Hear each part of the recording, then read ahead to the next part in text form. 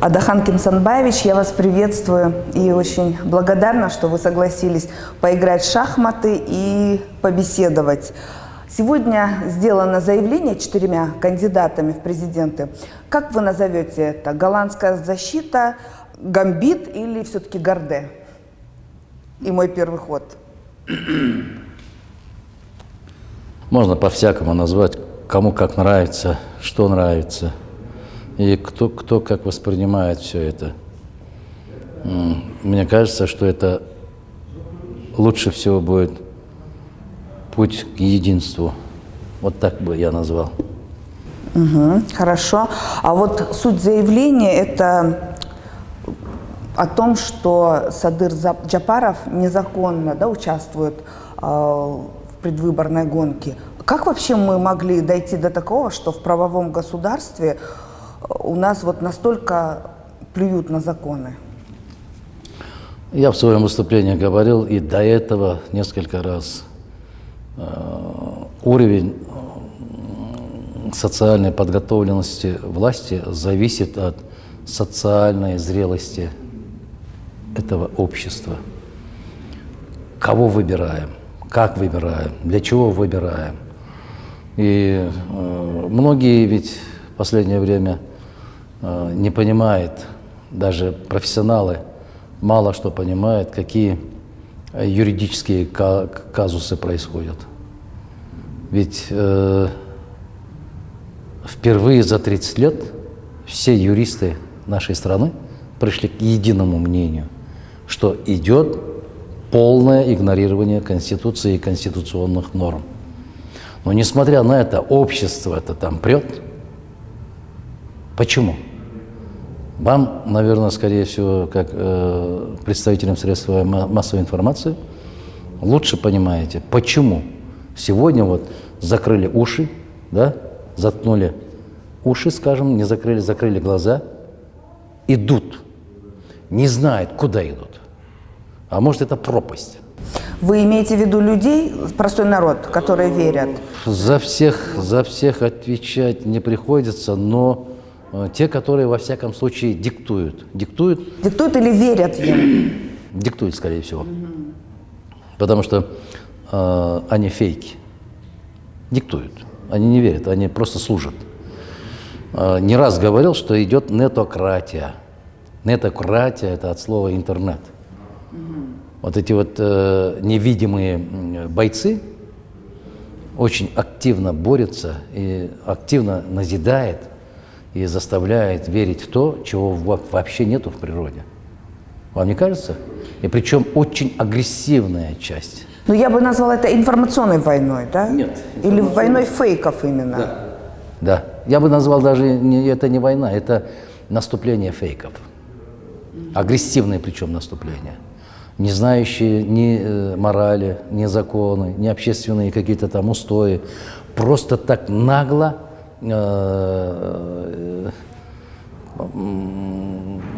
отбрасывая всякие человеческие приличия там. Да. Естественные, нормальные приличия. Несмотря на то, что там, возможно, они там матерят, там кричат, кидаются.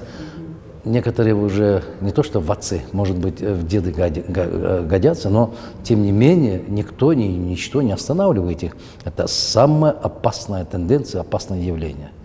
Потому что отрицание всех и вся никогда до добра не доведет. Ваш ход.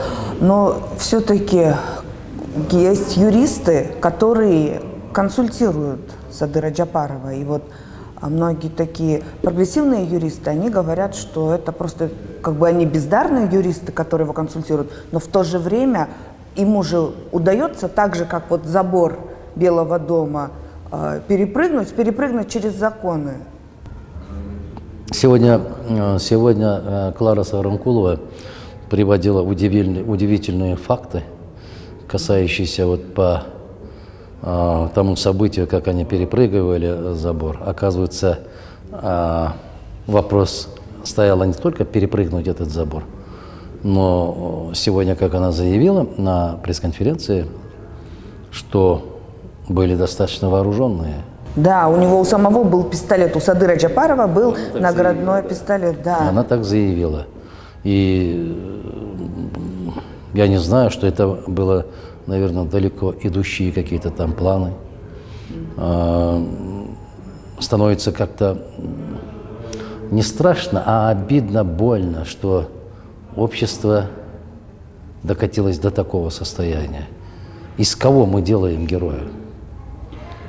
И на кого равняемся? Кто является сегодня кумиром? Кто является сегодня ориентиром для подрастающего поколения? Кто является маяком, чтобы на них равнялись? Это страшно. Это общество, которое достаточно быстро может потерять свое будущее. Это опасно. Я с вами согласна. Так, мой ход. И хотела спросить, вы ездили по регионам, я знаю, буквально вчера вы приехали. Какое настроение у жителей сел, вот отдаленных городов, районов? Разное. Как и наше общество, как и наш народ, разное. Есть слепо верящие, есть думающая часть нашего общества, которая разделяет нашу с вами озабоченность и тревогу. То есть такие все-таки, да? Есть, конечно, большинство. Большинство? К счастью, большинство. Ну вы прям радуете нас. Потому что день за днем все и больше становится их. Потому что приходит осознание. Потому что нехватка информации, а вы сами прекрасно знаете, в регионах смотрят только КТР, ЛТР, а другие частные каналы тоже купленные.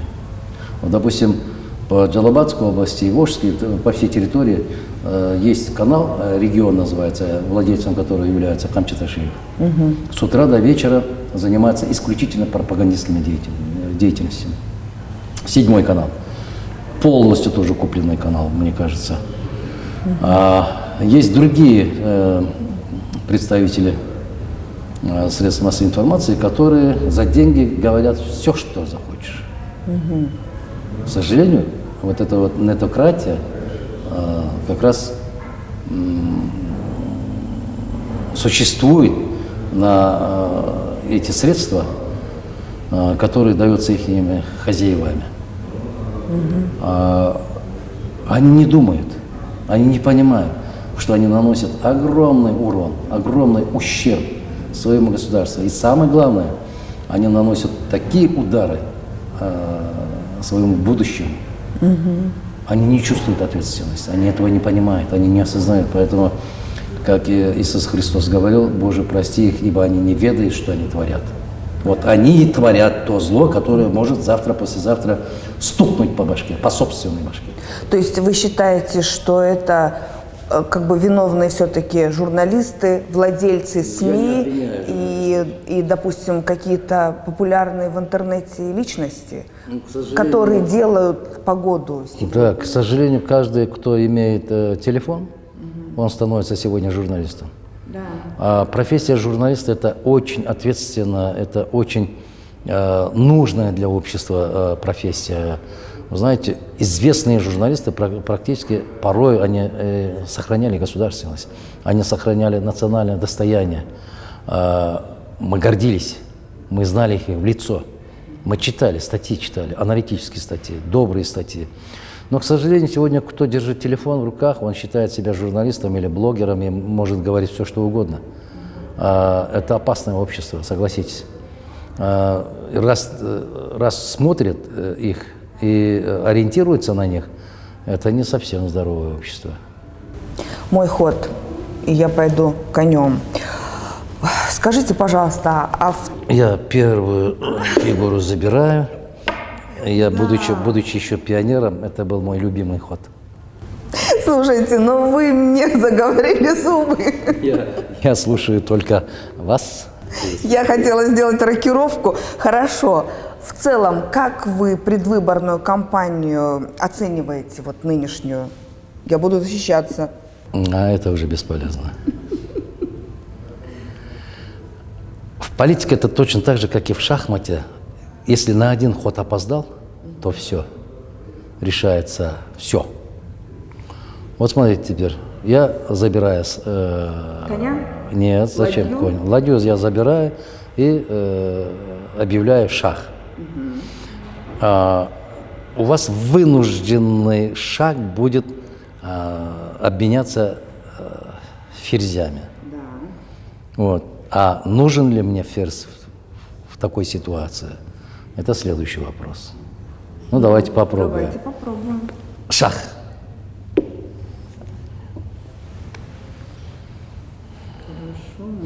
Ну вот, теперь, значит, ситуация она такова. У меня лучшая позиция играть, продолжать эту партию без ферзя. Поэтому я с удовольствием могу обменяться. Потому что стратегия такова. После того, как мы обменялись, как истинный кыргыз, пойду конем. Хорошо, давайте. Кавалерия. Хорошо. Давайте еще раз шах.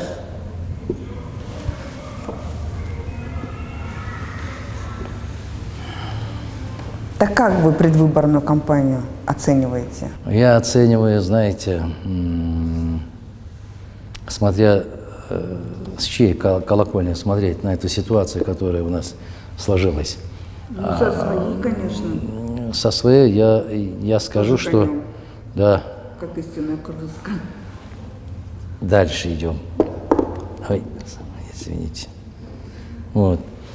И вы знаете, выборы идут полным применением всех мыслимых, немыслимых административных ресурсов.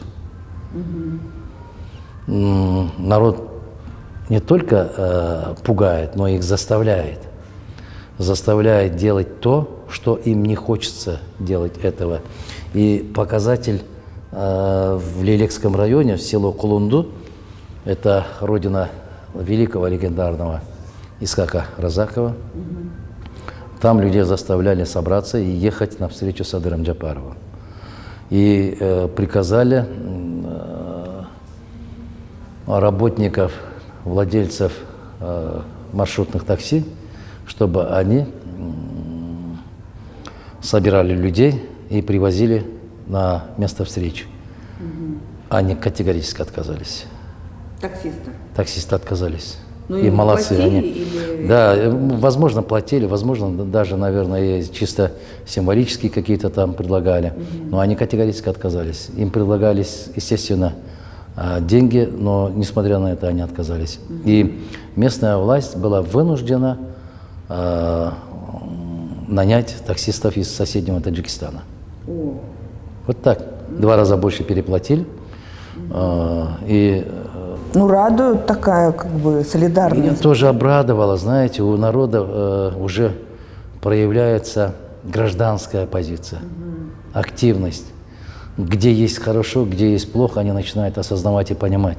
Они начинают понимать, не все решается деньгами. Абсолютно. Счастье не в деньгах. Да, это... Вот этот вот внутренний перелом, она обнадеживает и дает надежду, что у нашего народа есть все-таки огромное будущее. Вот, как кыргызы говорили, да, «Түгөнгөн сайын түтөгөн». Вот это вот, наверное, последняя черта, а дальше уже некогда, пропасть, приходит осознание, и они останавливаются и делают обратный ход. Это очень сильно радует, дает надежду. Я буду вот левый фланг немного выводить. И такой вопрос. Вы какой раз баллотируетесь в президенты? 3-й раз. Скажите, пожалуйста, а вот как-то меняется вообще процесс предвыборки, потом избирательный, потом вообще качество кандидатов, там, качество дебатов? Каким образом? Качество кандидатов, уровень кандидатов падает. И требования к кандидатам тоже снижаются.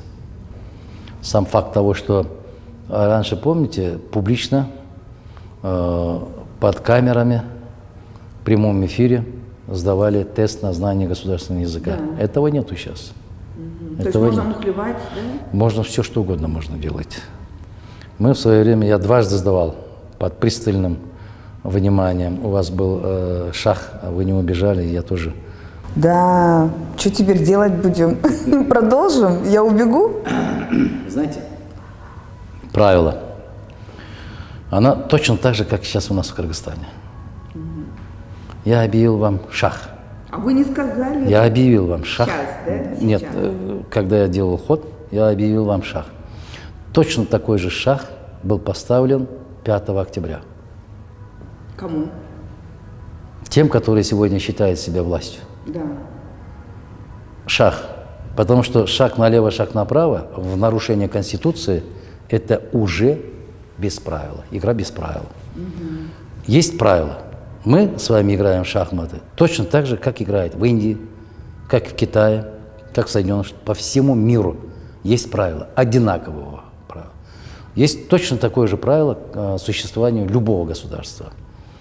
Правилом для нашей страны является наш главный закон – это Конституция. И перепрыгнуть Конституции, конституционные требования и идти дальше – это чревато последствиями. Ну тогда какие у вас предложения будут? Предложение, давайте будем считать, что вы проявили невнимательность, как и я, считаем, что ничья. Ну это прекрасно, потому что вы явно выигрываете. Хорошо, но беседу мы продолжим. Сегодня очевидно, вот, что криминал очень сильно влияет на политику. А вот в какой период произошло этот вообще момент, перелом, на ваш взгляд? Когда власть начинает заигрывать, они думают, что они нам нужные люди, мы до поры до времени потерпим, а потом все-таки мы установим закон. Это очень-очень-очень ошибочное мнение. Криминал никогда своего не отпустит. Хотя, возможно, в нашей стране у них больше справедливости, чем у официальной власти. Возможно. Потому что они держат слово. А раньше была честь для криминала не вмешиваться в политику, не дружить государством. У них есть неписанные законы. А в Кыргызстане они вплотную уже начали заниматься политикой, начали диктовать свои условия, это чревато. Если заглянуть в историю, это было 20-е годы в Соединенных Штатах Америки. Помните небезызвестного Аль Капоне? И как он закончил свою жизнь? Кто и как начал бороться с ним? Потому что там была дилемма. Либо закон и власть, либо полное беззаконие и криминал. В это время появляется именно Эдгар Гувер, легендарная личность, практически основатель современного ФБР, молодой, амбициозный, энергичный. И он пошел на решительные шаги. Он не стал объявлять там, что он будет бороться против преступности, там, коррупции, 5-10. Он поставил 2 условия перед Конгрессом. Я готов возглавить эту службу, если вы удовлетворите мои просьбы. Там. Что? Во-первых, он составил список, около 1500 человек. И второе, где бы ни находили их, без суда и следствия расстрел. Ничего себе, да. Да. Сейчас такого невозможно, потому что у нас типа права человека. Да знаете, когда выбор стоит либо государство, либо полный хаос и бардак, как президент России говорил, чехарда, многие, я уверен, выберут порядок. Ну, для Америки 20-х годов это хороший метод. Для Кыргызстана 2021 года немного слишком. Вот все-таки, если не такой радикальный, какой еще есть метод? Я не говорю, что надо идти радикальным шагом. Нет, я не говорю. Я вам рассказываю историю. Разные страны по-разному переживали. Такое было, да? Мы переживаем такой же этап, такой же период, который переживала Соединенные Штаты Америки. Я об этом говорю. Я провожу просто исторические параллели. Ну, я согласна с вашими параллелями, но все-таки тогда как мы можем? Нам нужна сильная власть. Сильная власть должна быть легитимна не только в юридическом смысле этого слова. Она должна быть легитимна социально. То есть народ должен верить, что ту или иную службу возглавляет безупречный человек. Человек, который имеет право возглавлять эту структуру. Человек, который способен. Человек, который, возможно, пренебрегая своими личными интересами, он во главу угла ставит интересы государства. Я вам напомню другую историческую параллель. Это начало 20-х в Советском Союзе. Когда Владимир Ильич Ленин умирал, к нему приходили члены ЦИК и говорили: Владимир Ильич, ЦК предлагает двух кандидатов на вашу должность. Это Иосиф Сталин и второй был Троцкий, Лев Давыдович. На кого пойдет ваш выбор? Вы знаете, гениальный ответ Владимира Ильича. Характеристика гениальная, безупречная характеристика. Он говорит: Троцкий, он идеалист. Он за победу революции в мире. За эту идею он пойдет на все. А Сталин государственник. За государство он пойдет на все. Делайте выбор сами. Долго думали, а достаточно умные люди были. Они выбрали государственника. И потом их всех расстреляли. Ничего подобного. Ничего подобного. Почитайте последние документы. Почитайте последние документы. Эти документы писал не Мадумаров. Эти документы очень скрупулезно собирала редакция «Комсомольская правда». И они выпустили книгу, потрясающую книгу. «Главные документы» называется. Там все документы, которые впервые опубликованы, причем оригиналы. Не видят того, что какой-то писатель считает каким-то образом и по интерпретации. Нет, это главные документы в оригинале. Вы считаете, это был правильный выбор? Правильный выбор, потому что мы сегодня стоим именно на таком перепутье, да? И либо государство, либо полная чехарда и вакханалия, продолжение того спектакля, который мы сегодня с вами наблюдаем. Но все равно ситуации разные, потому что 100 лет уже прошло, и все-таки мы строим демократию. Не надо прикрываться под словом демократия. Знаете, тогда, когда речь идет о государственности, надо забывать о всех каких других вещах. Демократия, она нужна тогда, когда у тебя есть сильное государство, есть сильное образованное общество, есть культурное общество, пользуйся демократией. А вот там, где бандитизм, полное отрицание всего и вся, полное беззаконие, я чихал на такую демократию. Это не называется демократия, это называется ахлократия. Анархия, мать победы. Ну вы же уже много лет критикуете, да, вот и парламентаризм, и ту демократию, которая у нас в Кыргызстане. Да. Ну и какой тогда у нас путь? Авторитаризм, ханство, то, что вот как бы предлагается. Сегодня? Да, какой путь? А сегодня как вы считаете? То, что сейчас происходит? Да. Это демократия? Но это построение, это наш трудный путь демократии. А сколько лет мы строим? 30 уже скоро будет. Извините меня, вы можете привести примеры, я приводил примеры исторические, вы можете привести примеры, что именно демократическим путем какие-то страны вырвались вперед и построили, скажем, неосоциализм? Ну, многие же, Сингапур. Извините меня, в Сингапуре, вы знаете, сколько статей там смертной казни? Ну да, хорошо. Ну, Швейцария всегда... А Швейцария, знаете, сколько лет без войны? И какие государства окружают Швейцарию? Сколько лет без войны живут они? Ну, очень много. Пожалуйста. Последние, они пережили войну во время Наполеона. И все, дорогие мои, не надо равняться на кого-то, на которых все равно ты не достанешься и не догонишь их. Не надо. Надо спуститься на землю и посмотреть на реальность. Кто, какие государства нас окружают, с кем мы имеем общее дело. Ну тогда ошибкой была и тюльпановая революция, тогда мы должны были объединиться вокруг Акаева. Нет, не надо было объединяться вокруг Акаева. Просто правильное общество, оно должно чувствовать свою ответственность. Общество должно научиться делать правильный выбор. Вот сегодня посмотрите. Вы считаете себя человеком, который занимает активную жизненную позицию? Да, безусловно. Вы читали проект Конституции? А ту, которую предлагают, нет, она меня возмущает очень сильно. А вы что, думаете, что население Кыргызской республики прочитали они?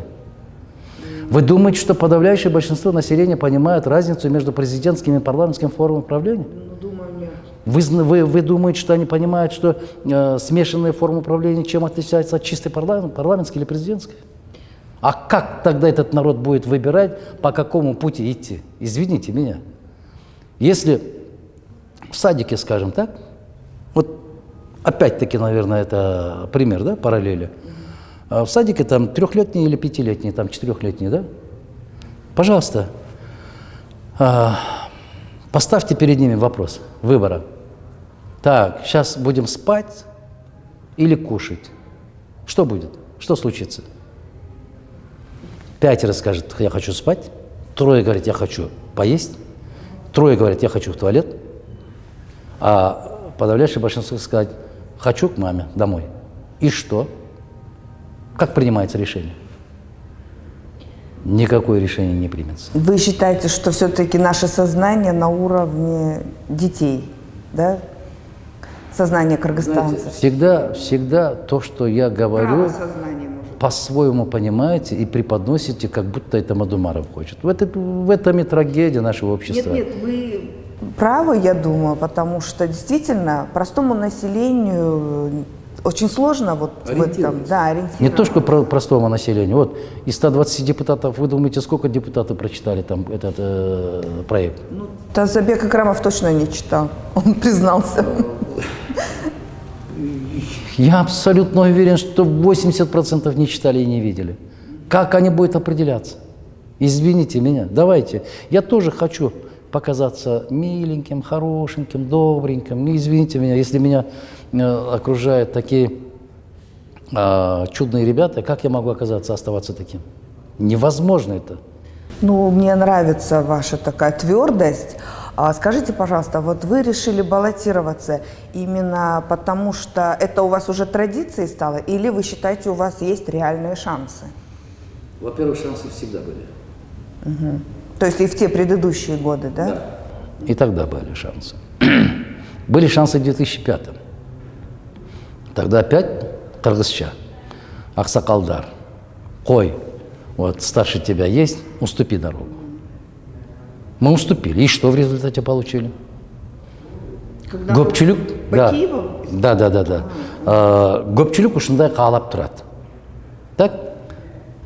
Вот этот вот көпчүлүк, многие этого хотят. Один гениальный человек ответил по-своему, и он в точку попал. Вот посмотрел, очень грязное что-то там лежит, и мухи налетели.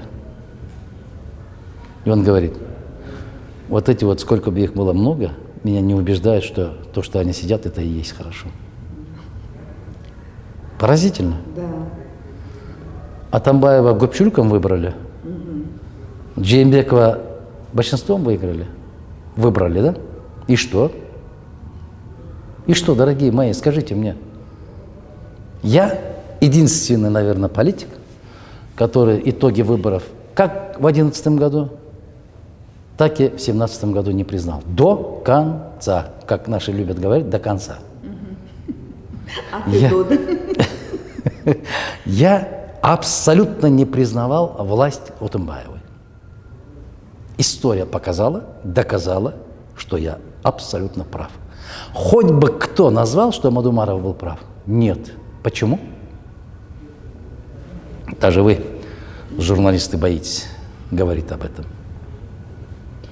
Если бы я допустил ошибку, ох, какое счастье, раструбили бы на весь мир. А сколько раз Мадумаров оказывается прав? Тихое молчание. полное игнорирование. Вот это и есть уровень нашего общества. Да, вы правы. Давайте все-таки подведем итоги 2020 года. Вот каким этот год был для Кыргызстана? Тяжелым, как и все предыдущие 29 лет. Тяжелым. Опять зима внезапно наступила, а мы думали, что в этом году зимы не будет. Оказывается, и морозы могут ударить. Так ведь? В ноябре. В ноябре, да. Такие морозы ударили, оказывается, были не готовы. Елки зеленые, оказывается, зима наступает. Который год? Да. Неожиданно. Оказывается, достаточно там снег выпадает, а у нас машины не готовы. Так, не ожидали, как мэр заявил тогда, мы не ожидали, что столько снега выпадет. Были не готовы. Вот. А мы думали, авось пройдет этот год без зимы. А нет, оказывается, природа берет свое. Вот ведь не учимся. Не учимся, ни власть, ни народ, ни службы, они никогда не учатся. Власть наступает на те же грабли ужасающим образом. Казалось бы, только вчера говорили, что главный девиз «Эль Хала» этот, народ хочет. Слушай, какой народ хочет? Покажи мне. Где ты встречался с народом, что народ потребовал? Именно иди таким путем. Да, и именно менять Конституцию. Именно Конституцию. Сейчас, когда и есть нечего. Да, смотри. Зима это подождет, так? Уголь это подождет, отопление подождет, все подождет. Только быстрее меняй Конституцию. Как поменяешь Конституцию, Кыргызстан станет другим государством. Что за, извините меня, я хотел выразиться почаще, но я не хочу сейчас. Но я не понимаю. При чем тут Конституция? Джапаров заявляет, что он хотел бороться с коррупцией, а Конституция мешает. Как? Какая статья мешает? Где? В чем эта Конституция мешает? Так не бывает, да? Он взял конституционный закон. Вот эти статьи хорошие. Мне нравятся. А вот эти вот 3 статьи не нравятся. Давайте мы приостановим действие этих статей. Жогорку кеңеш пускай продолжает жить. Почему? Потому что они присягнули в верности. Так? Они готовы выполнить все мои капризы. Зачем терять такой Жогорку кеңеш? Пускай. Не важно, что по Конституции они 5 лет должны служить. С 28 октября это Жогорку кеңеш нелегитимен. Да, я с вами согласна. Все. Народ выходил на площадь не требованием, чтобы, как это, Джембеков ушел. Да, вообще не могу. Народ не просил уйти в отставку правительства. Народ просил отменить итоги выборов. И все, больше никаких вопросов не было. А с чего взяли они, что народ этого хочет? Ну, как вы думаете? Да, но вы думаете, они встроились в эту игру? Или это долгий процесс был, в который вынашивали различные... Многие известные люди говорят, что это обдуманная многоходовка. Обдуманная многоходовка. Сегодняшнее вот заявление Сооронкуловой это наводит на определенные мысли. Верховный суд признал, что они не оправдали его. Как это неоправданный человек может возглавить правительство? И не только правительство, может и возглавить страну. Как? Кто это допустил? Ну это же на наших глазах было. Да, да, вот, а мы с первых дней говорим об этом. Дальше, как Канабек Иманалиев выразился, как же этот человек начал назначать людей, если он на это не имел права? Почему в парламенте знающие люди об этом молчали? Вот, и это большой вопрос, и это впереди. же торги просто, действительно. Молодец. Торгование. Я с первых дней говорю, что это сода, это торг. Это торг. Бог с ними, если бы они торговали с собственной судьбой. Но ведь они торгуются судьбой страны, судьбой народа. Наших детей. Именно. Как будут смотреть наши партнеры, зарубежные партнеры, как будут смотреть на нас? И какие страны будут с уважением относиться к нашей стране? Извините меня, навряд ли найдется какая-нибудь страна, которая будет говорить: браво, ребята, молодцы, вы правильно делаете или правильно сделали. Нет, этого не будет. Я боюсь, что если дальше так будет продолжаться, Кыргызстан может оказаться в изоляции. Мы и сейчас в изоляции. Мы в изоляции, да. Но вот я слышала, ну, даже не слышала, по факту, Садыра Джапарова поздравили из послов только посол Китая. Да. Вот. И опять-таки его риторика по Джетимто, да. То есть здесь можно проследить такую некую какую-то заинтересованность? Сейчас все больше и больше публикаций появляется, что, по-моему, только этот сосед заинтересован в этой игре. И они заинтересованы исходом этой кампании предвыборной. Она проявляется все четче и открыто. Это очень опасный путь, к сожалению. Это очень опасный путь. И приводить параллели, такие там сравнения с Каракичи, это абсолютно неуместно. Категорически абсолютно неуместно. Там гора и здесь гора. Какая разница? Большая разница. Очень большая разница. Джетимто – это практически граница. И говорят там с той стороны, если начинают они добычу, не дай бог, конечно, дожить до такого состояния, это очень опасный путь, это очень авантюрный путь. И надо быть достаточно бдительным. Не только политики должны быть бдительными и ответственными, но и народ. Наше общество должно научиться разделять ответственность. Понимаете? И не надо возлагать свою судьбу, свое будущее на одного, там, двоих, какими бы они гениальными не были людей. Нельзя. Ну, вы очень критичный, достаточно жесткий человек. Вы все-таки верите в будущее Кыргызстана? Я верю. Если бы не было веры, то не стоит жить. Это не стоит жить. Вы знаете, перефразируя известный ответ, если начнется ядерная война, то ни одна страна не выживет. И один человек сказал: зачем нам такой мир, если нет в этом мире нашей страны? Точно так же. Если у меня нет надежды на будущее, зачем бороться за будущее? Тогда надо просто бросить все и, сложа руки, надо ждать. Но есть другая поговорка: чем бесконечный страх, лучше страшный конец. Если дальше Кыргызстан будет развиваться по этому пути, нас ждут каждодневные, ежеминутные страхи, страхи, страхи, страхи. Человек умирает не тогда, когда физически умирает. Нет, он не раз будет умирать, если у него есть каждый день страх. Убить можно человека только тогда, убив его волю. А сегодняшняя власть всячески старается убить всякое там инакомыслие и у любого человека волю на прекрасное будущее. Волю на сопротивление? Волю на сопротивление, волю на самовыражение, волю на самовыражение, волеизъявление вообще. Если кто-то не согласен, то тут же считается подлец, продажный, там, что там этот...